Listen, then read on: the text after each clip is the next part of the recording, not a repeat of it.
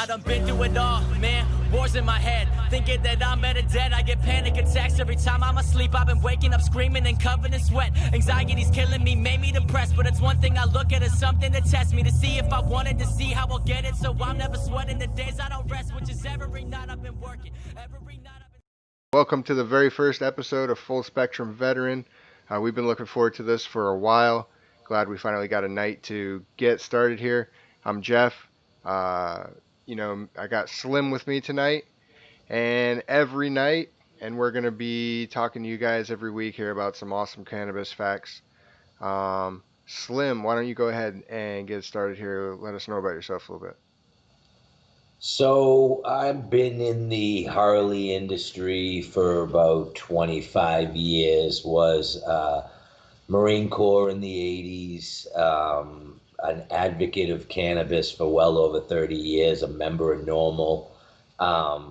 And I just feel that what we're doing in this whole podcast concept is brilliant for many reasons, because I think where we're going in the cannabis and CBD industry, I think there are more than just medicinal opportunities for veterans out there. And I think that's a huge reason why we're both doing this. And we both participate in both the medicinal aspect and the business aspect of it as well.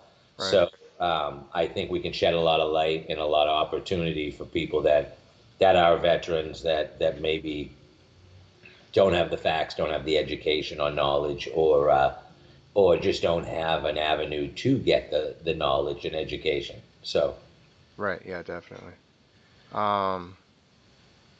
I think the biggest thing is a lot of people have miseducation too, and in the military, for a lot of the reasons that people want their medical marijuana now, it was a stigma in the Army or in the Marines, in any branch, to even talk about, depression or anxiety and things like that. And, you don't want to have to go to mental health and everything like that. So I think that stigma still kind of follows when you get out too. That stuff's kind of ingrained in you now. Suck it up. The suck it up mentality, get through right. it. Don't be a pussy. Yeah. And, these people, a lot of people sit around and hear for years now, oh, marijuana's helped great, but they can't fight that internal stigma, that there's no problem with going and finding it now and getting it and using it as treatment. So of course, just like Slim had introduced himself, I'm Jeff, retired Army, joined in 03, medical retirement in 2014. Completely kind of different world of, how cannabis was presented to me than where Mike is. While he was already being an activist for all these years, I was in the military, not really even giving it a second thought. It was only until, a few years back now that I really found the new true research on everything, and that's why for me it's a big passion now to do this project with Mike, because my journey is real recent and from a medicinal standpoint, and not necessarily from a any recreation journey that most people would have had at some point in their life. I never really had that recreation journey of marijuana at all. It just wasn't a thing. It wasn't a part of my life, I guess. You know what I mean? So to come at it from a medicinal standpoint all these years later with plenty of medical battles to fight, Jeff, it was a lifesaver. Yeah. It's your generation of veterans that are giving validity to cannabis now. It's when 80s, 90s, you were frowned upon. You were not. Nobody wanted to listen to the medicinal aspect of it. Even so, we were ahead of our time and we understood it, and we listened to other research. Even so, it was thin. Like it's your generation. It's you guys that are giving us the validity, and the ones that I think we're preaching less to right now but because they are a lot more educated than my generation may be in this avenue of it, especially where maybe the VA is going with it. But that you so you what you just touched upon is super important. Yeah. I like that we have different generations to be able to cover. Because, you took a different path in life than a lot of people may have taken. So your um, age would be very different on somebody else that took a pretty average walk of life. You know what I mean? So might be sitting at some, who knows, just around people that also never would have ever considered marijuana use before. Never even giving it that thought that it's something that could help. It just isn't a part of his life at all, um, and would never even consider it any more than ibuprofen or whatever. You know what I mean? So, um, and I had to kind of come at it from a different approach too. Like, you don't think about how medicine's made. What if the way ibuprofen was made was by growing a plant and then drying that plant out and then using powders from the dried out plant to make ibuprofen, and people have no problem with it because it's a pill form. You know what I mean? But they don't give any thought to, and I'm not saying that's how ibuprofen's made. I'm just saying I'm comparing it exactly to marijuana. You know what I mean? You wouldn't give it a second thought because it's ibuprofen, and that's how that's been pushed your whole life was ibuprofen's no big deal. But if marijuana comes into play, it's a big deal when it's grown. It's a big deal when it buds out. It's a big deal when the buds are dried out, and then it's a big deal when you use those buds. You Prior know, prior to 1937, it was a main staple in all of our diets. It was yep, fed to all of our livestock, all of our chicken. We were getting CBD and cannabis medicinally through our diet, and we were probably never healthier in this country until 1937, And then the industrial age and the budding of processed food and pasteurized and things like yep, that took form because it was more profitable. right. Yeah, I think one of my first edible experiences, um, I kind of came to that realization myself, like just kind of how I felt throughout it. There were a couple euphoria style, parts of it the first time I tried it. Um, but then there were other parts where for a little while I just kind of felt good and normal, and I don't really know what normal is anymore, but at that moment, like, I felt like there weren't any issues at the moment. Nothing hurt. I wasn't in a bad mood for no reason, things like that. So if there's the way to kind of just, and that's where you start doing your own personal research, with strains and percentages and how many milligrams to use, and that's definitely something we're going to be talking about heavily on the show, um, to teach everybody things like this and methods on how to find what works best for your body and everything. But you know, I like it that I've kind of gone on that experience, and while it's going to be different for everybody, I can't necessarily recommend one strain that's going to be a cure-all for everybody the same way it is for me necessarily. But I'm looking forward to passing on like that is knowledge. That's things you need to know. Strains matter. What an indica is, what a sativa is, what a hybrid is. That stuff, it matters. You can't just grab a bag of weed and smoke it and think you're cured now. You know. That's how we grew up, though. We had no choice when I was a kid. It was just whatever you Oh could yeah, for know what sure. it was. It was just green, you know? And I had a few experiences like that growing up too, but I was just never super into it for whatever reason. But um, I'm I sure that had plenty to do with the $10 that I spent on it. you know. I was a teen in the 70s. So the late 70s. So I was in seventh grade when I first started smoking. It was the Right. beginning of junior high, somebody came up and we smoked and it was like just another experience, but back then the cannabis was not what it is today. Obviously, it was 10, 11, 12% if you were lucky.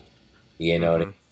but you still could tell that it made you feel good. It made you feel physically good, mentally good, and you Right. knew there was more to it. Even so, the war on drugs and the egg commercial and all these things kept trying to pitch you the negative of it. You knew deep down inside that you were right. There was something beneficial to it even then, and I'm sure you felt, maybe when you first tried it as a young age, you were not fully developed. You weren't at the Hmm. point where, some people embrace it, some people don't. But when you are an adult, and especially an adult who has been through traumatic experiences, who's been through a real lot of adversity, whatever it may be, Right. they tend to be people who, if not medicated, seek their own medication. And there is Hmm. no greater and safer route than cannabis.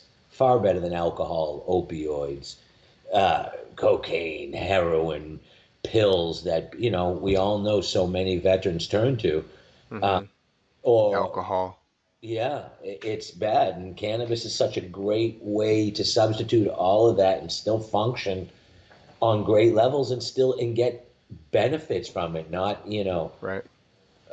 negativity from it. So and then I think another thing we need to touch on, or we will as we go, is set aside the medicinal part, which we're going to talk a ton about, and how to utilize it and what's the benefits, but the financial aspect of it and the business side of it. The U.S. retail marijuana sales was on a pace this year to rise over 40%. They're estimating $37 billion industry by 2024. That's Oh wow. cannabis. That's cannabis in itself. The CBD market, which estimates the global market valuation for cannabidiol, will cross 89 billion by 2026 projection. So Hmm. both industries are potentially the next dot com. Yeah, absolutely. Um, that's obviously one reason why we went with full spectrum in the name. We definitely fully intend to cover a whole lot of different aspects of the show. Neither of us, I think, really wanted to make a show where it was just us with high thoughts for an hour. You know what I mean? Like Like we Cheech, wanted we both have knowledge that we want to get out there. You know what I mean? Like the I veteran like Cheech and Chong. huh? The veteran Cheech and Chong. Yeah, exactly. And there's podcasts out there like that, and plenty of them give knowledge too, but I think it's going to provide unique experiences and perspectives of the industry, recreational and medicinal, um, because it's different for different people. I can't judge somebody based off why they want to smoke it. I'm Eh, not saying, or, vape it or use oils or whatever you do, I don't think anybody's different for any other reason.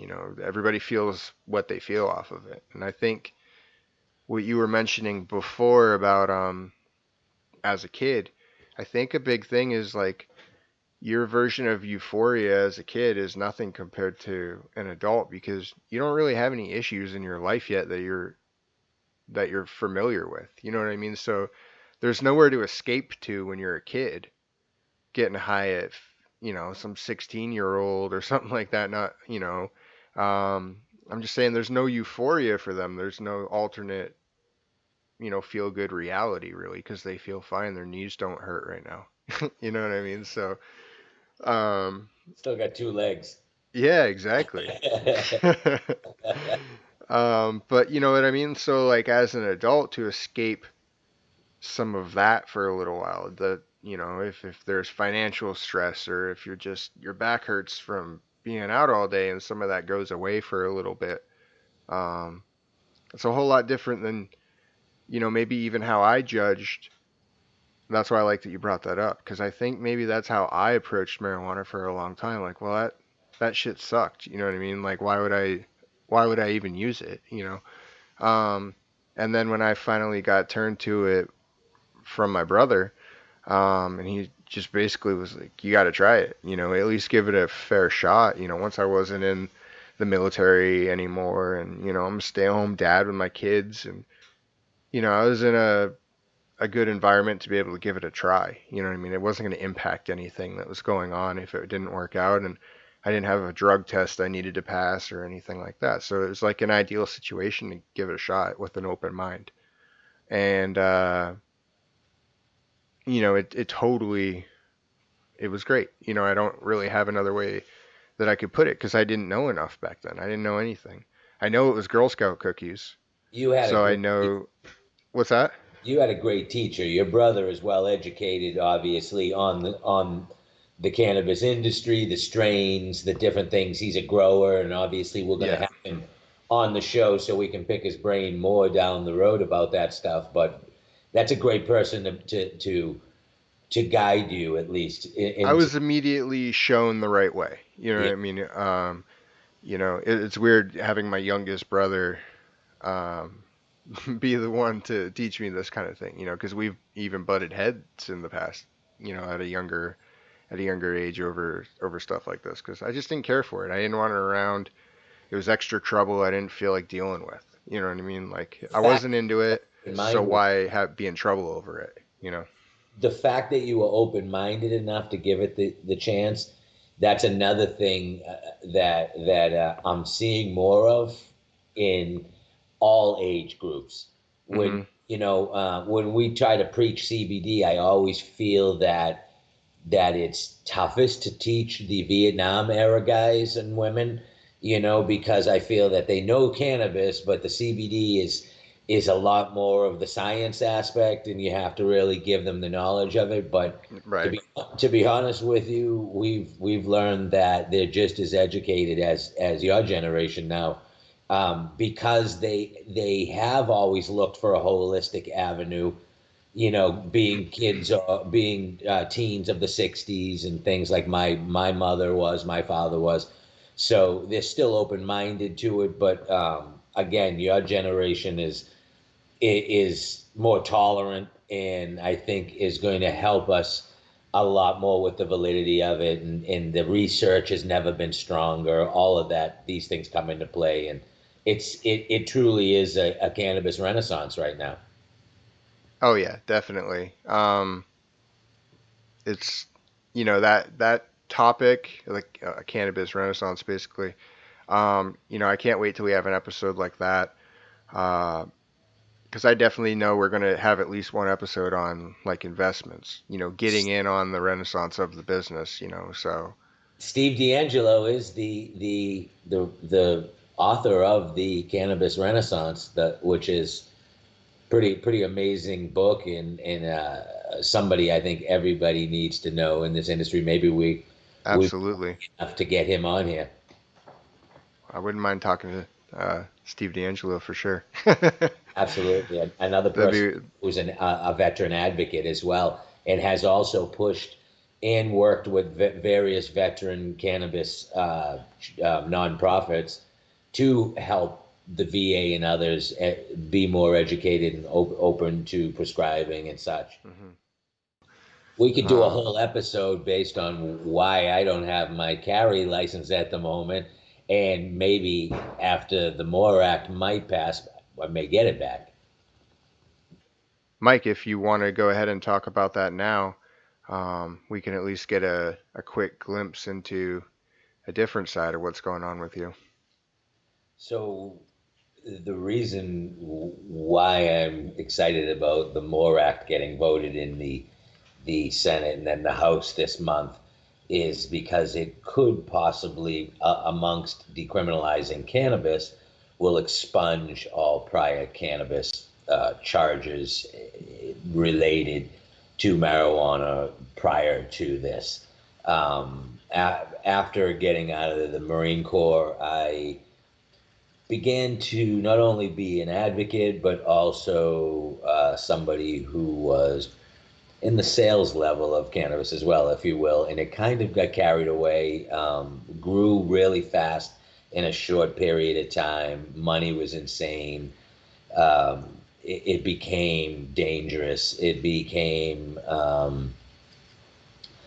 paranoia. It was something that I wasn't anticipating, not where I wanted to go with my life. But to make a long story short, I bailed out from the business and I moved to Florida.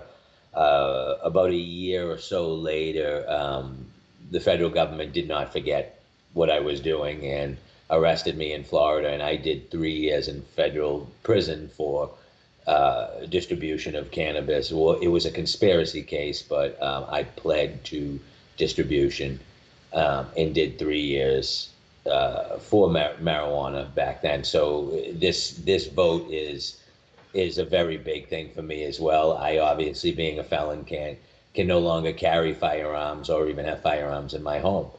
Right. Um, and with the way that the world is going right now, it's kind of hard to swallow not being able to have the protection you'd like at home. Oh So yeah, absolutely. it's a big vote for us, and it's something that, I was wrong at the time, and I knew I was wrong, and I did my time, and that's fair enough. Right. But marijuana should have never been illegal at that time, and it shouldn't have been illegal in 1937, where it really wasn't. It was just prohibited. It wasn't illegal till Ronald Reagan got in office. Um, Yeah. and made it a scheduled drug. And at that point was the debacle called the war on drugs began. And, yet probably the largest war America has lost. Yeah. Absolutely. Um, But we're taking it back. and it's important too because you're not the only person in that position. Or veteran. There's lots of there's lots of veterans in the same or similar position. Either they're out now with felony charges, can't vote. Um, There's so many veterans in prison. We have veteran dorms in yeah, prisons. There's so many veterans, and many of them aren't in there for any other crimes other than dealing with their PTSD incorrectly through right. alcohol, drugs, and these are good people. All a lot of them are good people. And they don't have anybody in there to be advocates for them to help them. So this is a lot to pertain with that as well. For people to be able to just see it kind of normalized, that's really what we're trying to do is just make it a normal thing. I hate that. Um, I hate that opioids are such a common thing to take. Ibuprofen, I something horrible for your stomach.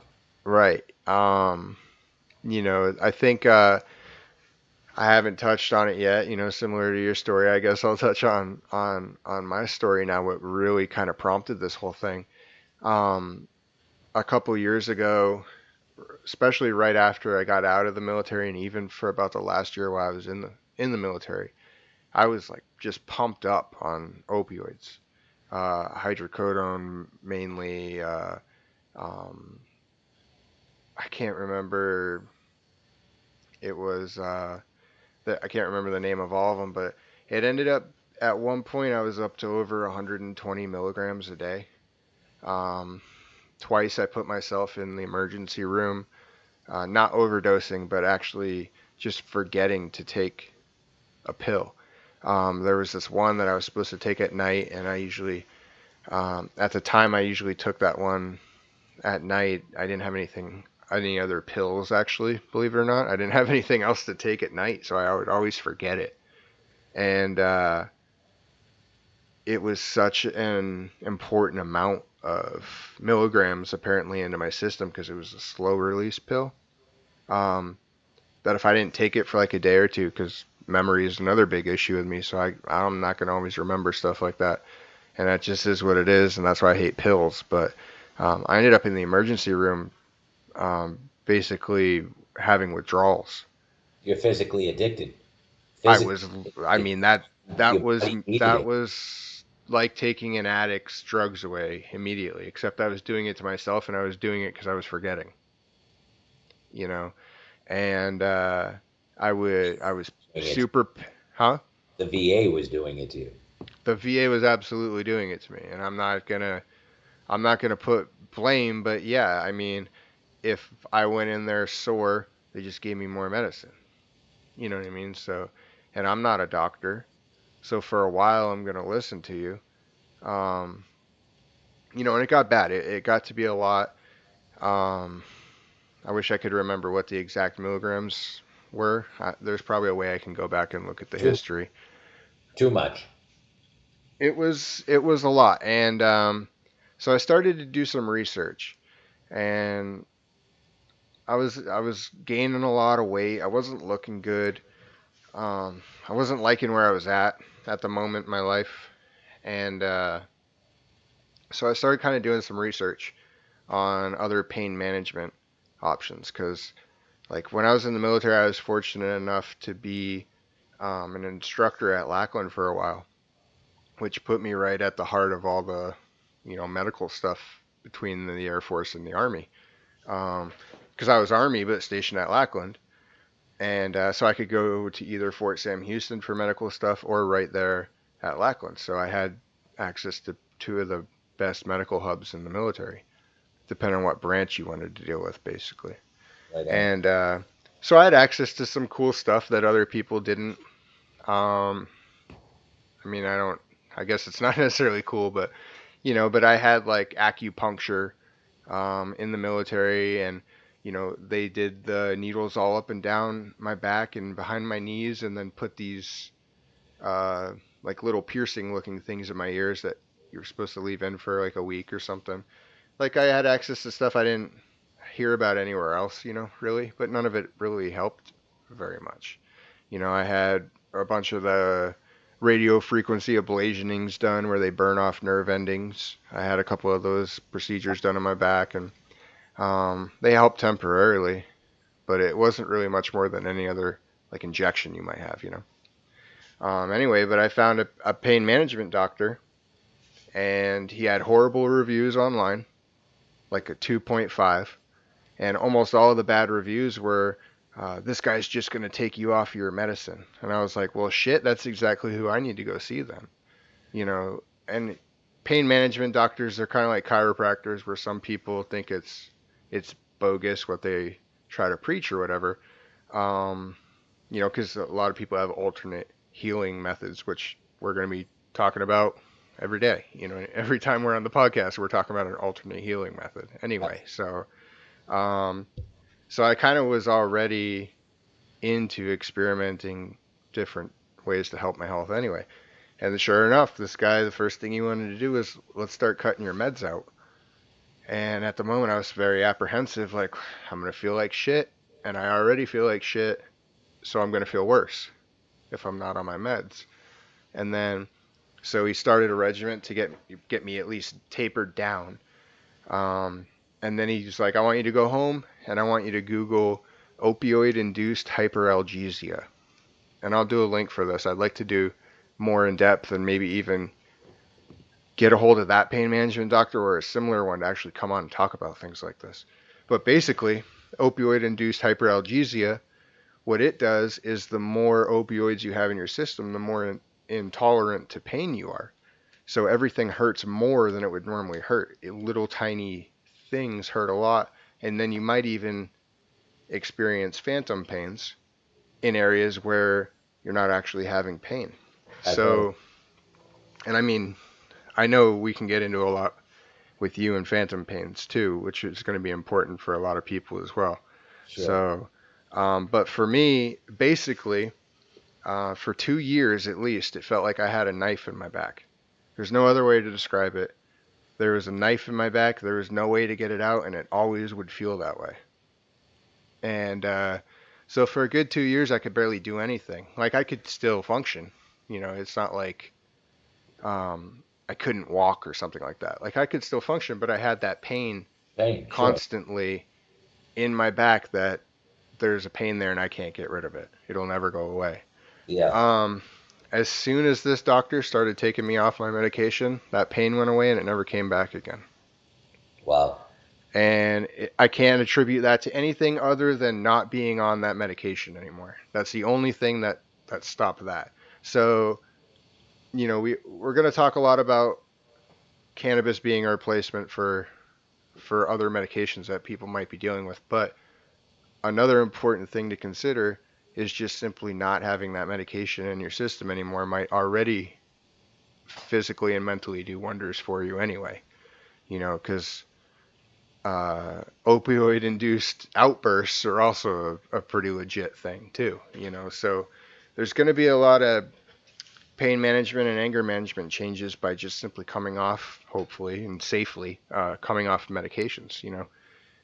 So it's going to be important, a lot of important information coming at it from different approaches and different methods of thinking, even There's too. so many people who needed to hear that story, and you need to touch more on it as we go, but I think we need to bring on a lot of other veterans that we both know that are using cannabis for medicinal reasons, whether it's pain or mental issues, as Yep. well, because each story like yours is so important to others who want to want to relate, and this is going to be such a great avenue for them to listen to these stories and relate, like me coming from a different, like maybe a middle generation between Vietnam and the guys that are Gulf War up through you guys.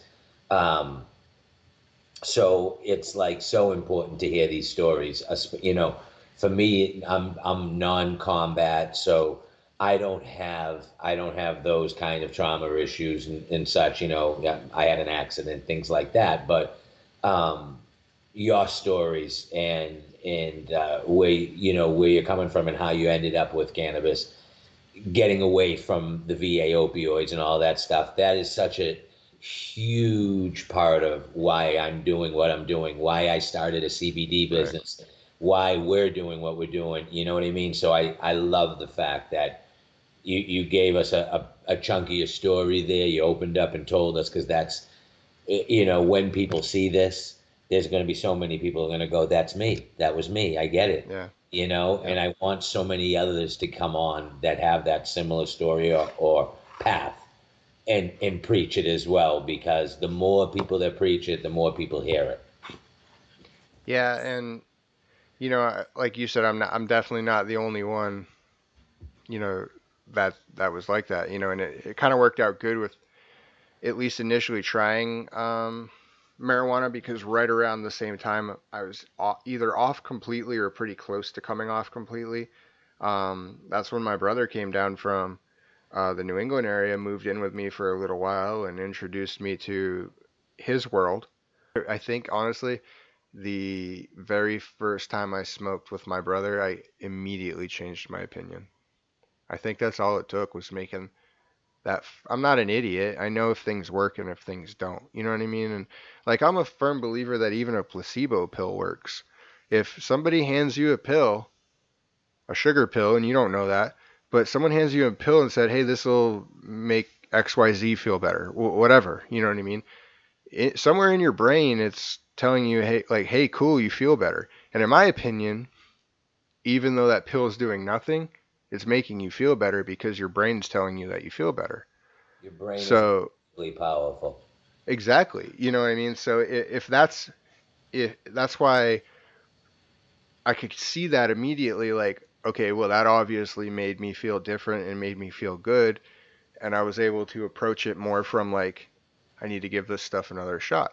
But again, it was a little bit easier at the time because I was just in a good position to explore it, as I like to call it, because I knew that my journey just it was just getting started.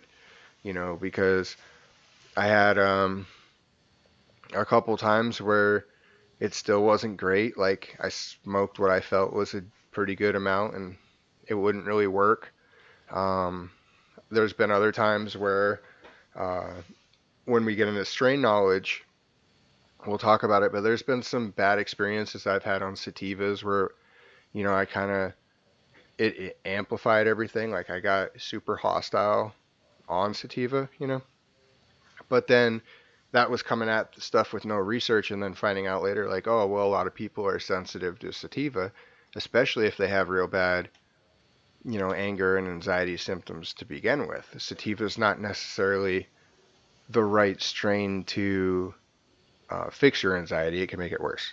and that's where looking into hybrids and indicas and things like that. But then I also noticed, um, in my personal opinion, I wanted to kind of feel a little bit that I was high. I realized I didn't like those background highs, Yeah. where it's working, but it's hard for me to know that it's working if I guess because I'm trying to find the feel that it's working, if that makes sense. Till you leave the house, then you're like, "Ooh, I'm high." Right, yeah.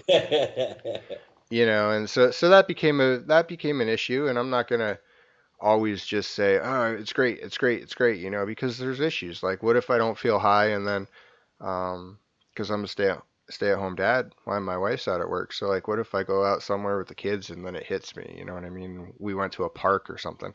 So I have those concerns coming at it from a young children father perspective, because my kids are 5 and 6. So, I mean, um, you talk about how much there is to learn with the strains and the terpenes and the different things about it. I mean, when I was a teenager, you only had four types of marijuana. It was like Panama Red, Acapulco Gold, skunk, and dirt. That was it. Like, hmm now, as I got older, I learned a lot through reading and such, but the research was never on the level it is now. And that's another great thing.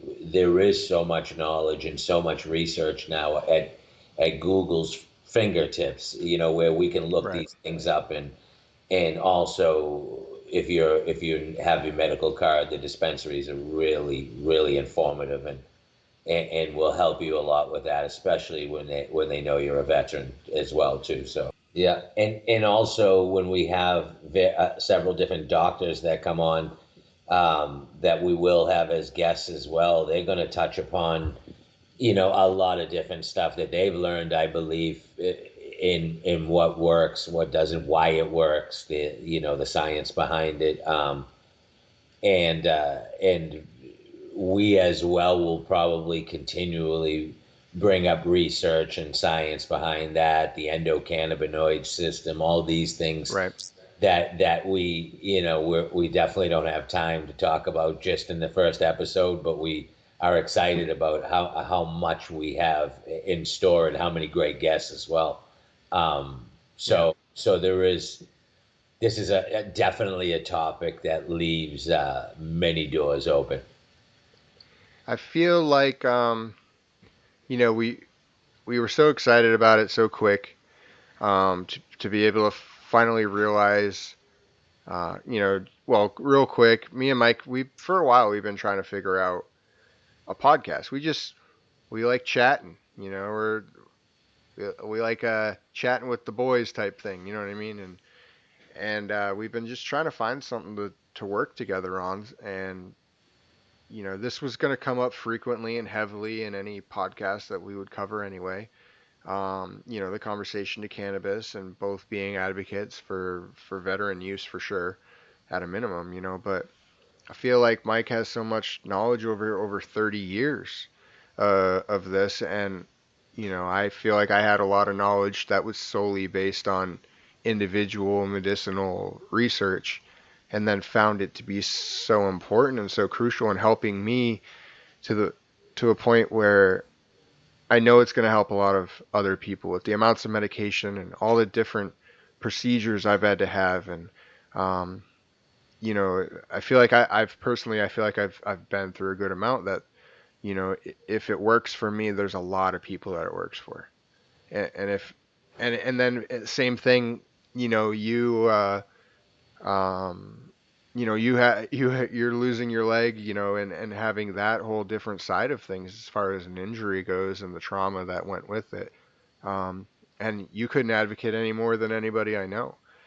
So obviously from your perspective, it does a great job too. And I feel like we're both pretty high on the spectrum of we'd feel like complete garbage if it wasn't a part of our life. Another big thing, Jeff, that I love about why we're doing this is solely to help other people, to help veterans, because that's obviously extremely close to us. But it isn't Absolutely. veteran only. I mean, we want to educate as many people as we can, veterans have family members that have pains and ailments, who have dealt with the PTSD of their family member, have dealt Right. with the war, the deployments, things like that. There's a lot of people around them that need the help, and the whole, it's the reason why we got in the CBD business in the first place. It wasn't to get rich.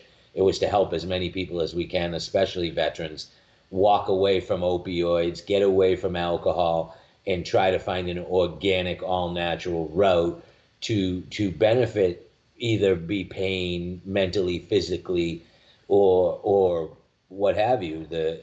Hmm. Even for euphoric reasons, psychoactive reasons. If that's not what you're into, you can take CBD levels of it. So all of it is just us trying to help other people, and that's where I really what I really love about why we did this, because we have a wealth of knowledge between us and between the people we know, that we Yep. can educate people on something that's been taboo for so long. Yeah. And that's the hardest thing for veterans specifically. The hardest thing is one, having voices out there. Because I don't think that there's enough voices out there, because I think that there's a lot of people that know this is maybe not the answer, but a answer. It's at least an answer. It is helpful.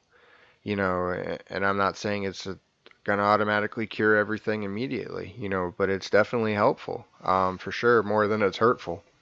As opioids kind of slowly felt like they were tearing me apart. I don't feel that anymore. I don't. Once you get past that stigma, a lot of that goes away. It's hard. You don't have that stigma. Um, I don't think you've ever really had to look at it that way before. So I think that's important, because some people, they never had a stigma of it. It's not a big deal. But for me, I really had to try to approach it from looking at it as this is an effective medicine that works for my body.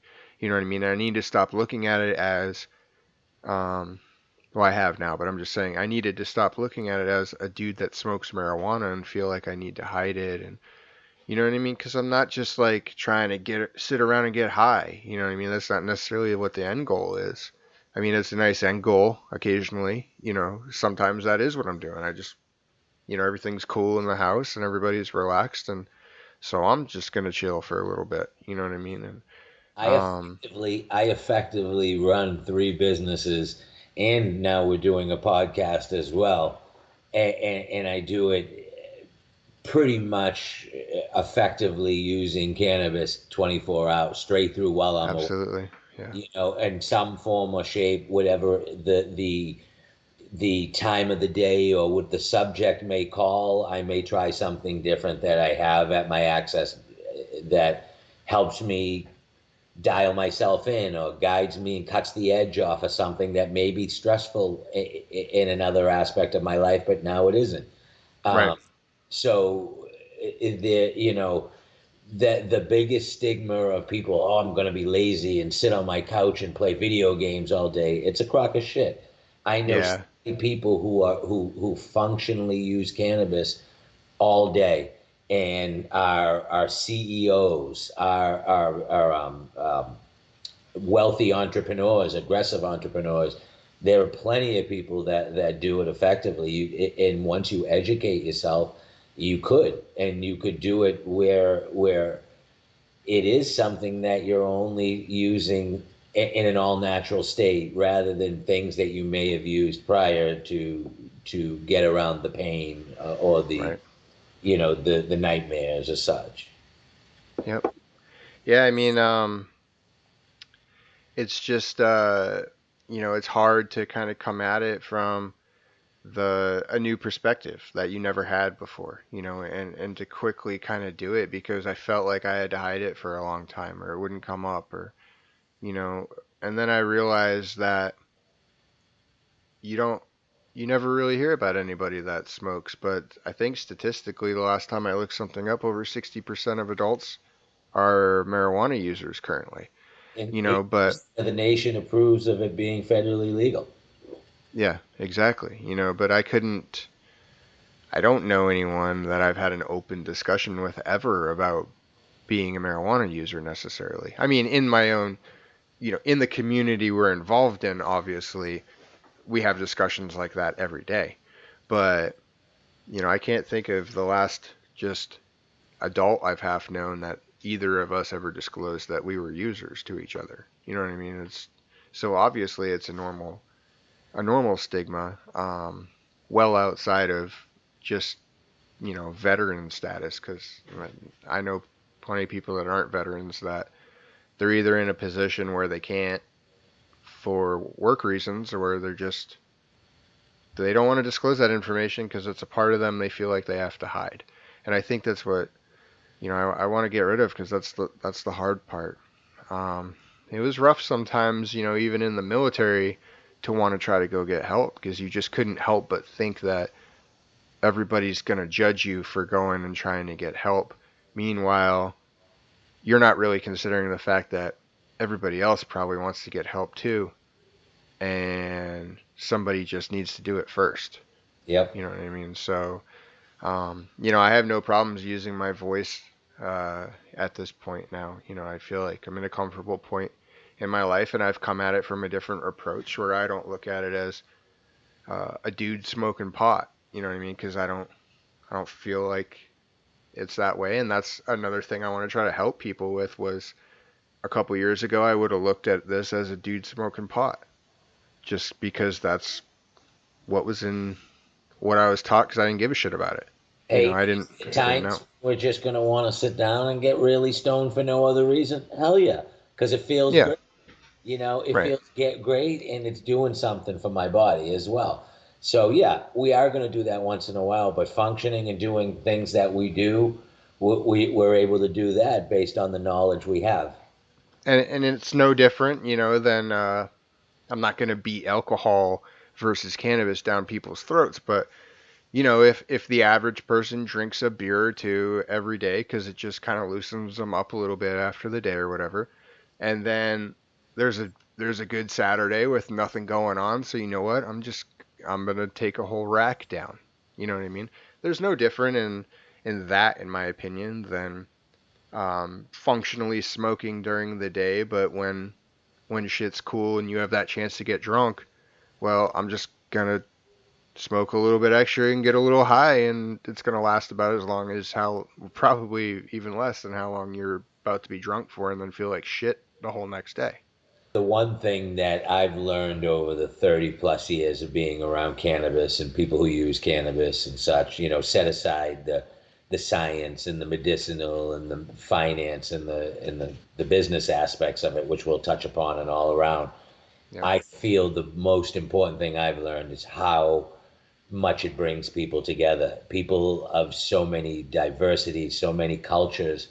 It is one thing that everybody has in common from all different walks of life that just doesn't phase anybody. You don't, it doesn't phase you where that person's from, what they look like. It doesn't, Right. you're bonding over something that you both feel works great for your mind, your body, and your soul. I had the opportunity to be a judge at the High Times Cannabis Cup back in the early '90s, and we bounced around, because when you wear a judge's pass, you get a free gram of hash and a free gram of marijuana Hell from yeah. anybody who is an entrant.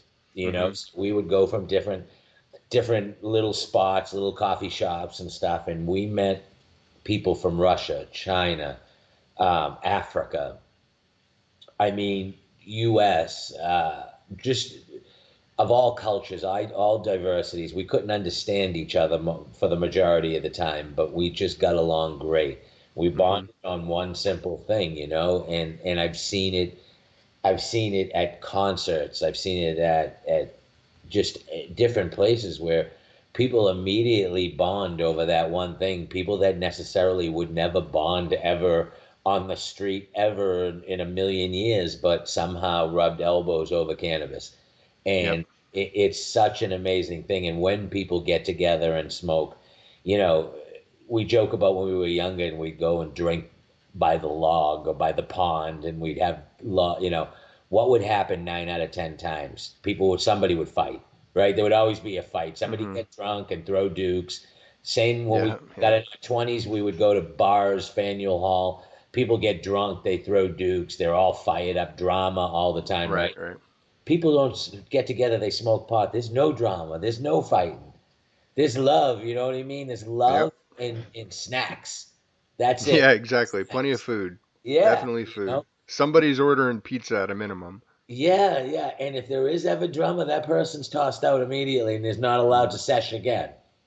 Yeah, You know? yeah. You will not come back for another session. Yeah, no drama in that Yeah. circle. That's just, there is so many great things around the world of it that's beneficial to everybody, but nothing more beneficial or more important than that aspect of it. Oh yeah, absolutely. The camaraderie, basically is amazing. Since we've decided to start this project and do our research and try to find other people that we'd like to be a part of it. Um, I feel like we've been welcomed into this almost little like a secret society of advocates, and we were welcomed with open arms. Everybody's really willing to help and participate and give the knowledge, and uh, it's just impressive to see, how deep the roots actually sit because when me and you first kind of agreed to do this, I don't think either of us really knew how deep it can actually go already. You know what I mean? So it's nice to see that there's so many voices already, and we all have the same message. And for so many of those people that I've already met to all want to be on the same page, so we all have the same message to get out. So it's not just one voice; it's multiple voices. And it's a journey that I definitely look forward to. And this podcast is obviously going to be different than most of our other podcasts because we want you guys to know who we are and why we want to do everything. And the next podcast will get hot and heavy with the topic, because we still have topics coming up like possibly advancements in sports. Um, so we can get a sports segment even in here. Mainly situations where there's been changes, where cannabis, like it's might not necessarily be allowed, but we don't test for it anymore. So do what you want with that information. You know what I mean? So it's a great way for sports to not have to agree or even really say go ahead and use marijuana, but by simply saying, well, we're not testing you for it anymore. You can formulate your own opinion now whether you want to use it or not, because it doesn't matter if it's not a test. So I think that's a good way for sports to really approach it, where they don't have to say yes or no. They can just say, we're just not looking for it. And Right? CBD has already broken that barrier in many sports like MMA and such. Yep. It's touched upon. So that already has broken that barrier. I think cannabis is tolerated in a lot of aspects now, but soon will be allowed on a medicinal level in all sports because it has to be. CTE is an issue that people, continually talk about. They're working around things in the NFL and the NHL to protect the brain, but still, I think cannabis there it can do a lot for healing, especially considering one of the greatest things that CBD and cannabis does is combat inflammation. There's so Um, much metrics to finding the proper CBD, the bioavailability that's best for you, the product that's best for you. But all of it starts with quality. If you yep. don't find a quality company first, you're never going to get the benefits of CBD, just like the cannabis, just like we touched on earlier about the cannabis. So if you have the quality, you have a quality cannabis CBD company that is a CO2 extracted, it has no residual solvents, you have a clean quality product. From there, you then have to decide what product is best for you. You know, do you want to use the oils? Will you put it under your tongue? Would you prefer gummies? You know, Hmm. edibles?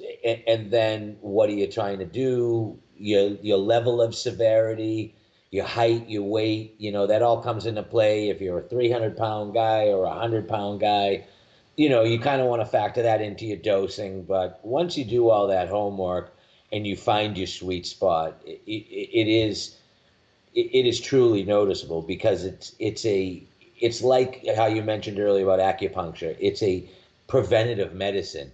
Our body Hmm. has an endocannabinoid system, and what it does is it continues to build as you take it as a daily regimen along with cannabis. It builds onto the binds to the receptors of your endocannabinoid system, and it enhances and strengthens just like your immunity system.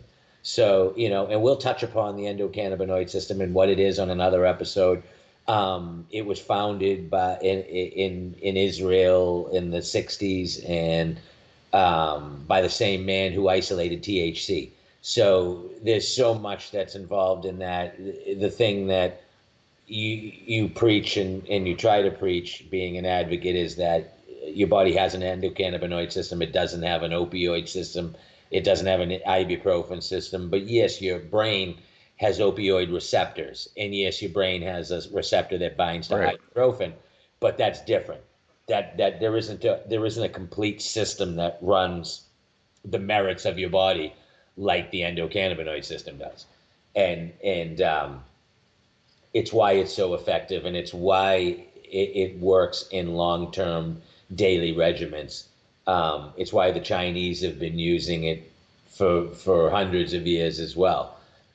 All right, Mike. Well, I feel like we covered it all a lot today, you know, and really just kind of briefly touched on everything.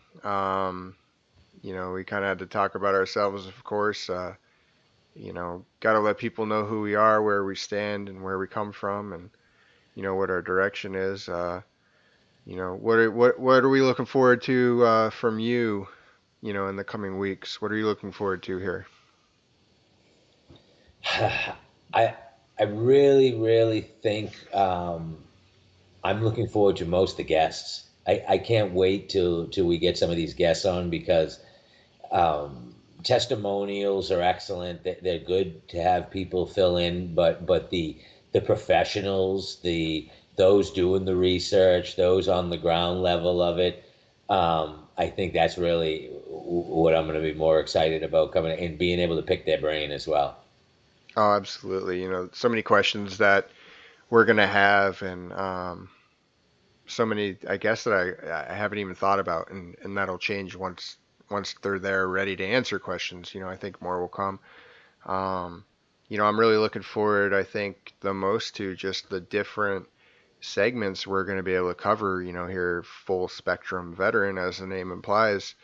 There's so many areas to cover, between, the advancements that we're going to see, the medical advancements, the financial aspect, sports, organic growing, giving people the opportunity to learn how to maybe grow their own medicine and what state is going to be the best for that.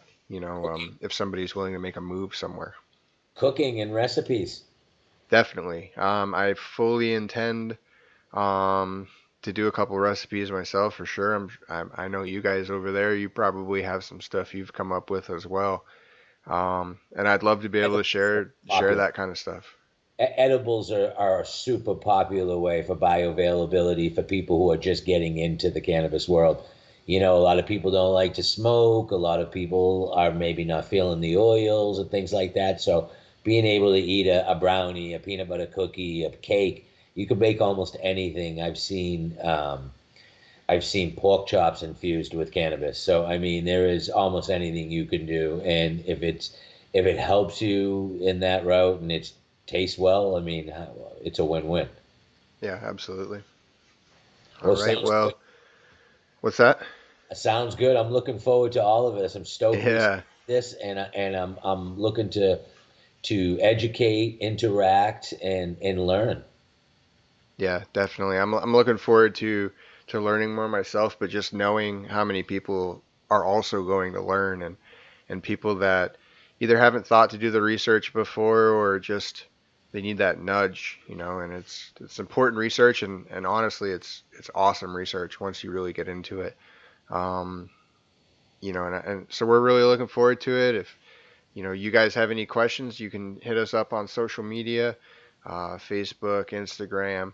Um, if you got things you want to know, let us know. We'll get it on the show. We can gladly take down, questions people might have for specific guests. So we're looking forward to the interaction from everybody. That's what we're here for. We're here to learn, but we're also here to pass on the knowledge of everything we know. And, I feel like we're both full of it, and we're both guys that want to let other people know what's going on with the information that we have. So, And again, um, the bottom line is solely positivity, just trying to lift others up, educate them, just trying to help others. That's all it is. It's why we got into it, just to help others through knowledge, education, and maybe lifting them up and giving them another avenue in their life, uh, rather than the ones that are not working. absolutely. Sounds good. Look, Yeah, sounds good. We look forward to hearing from you guys. Thanks so much for tuning in.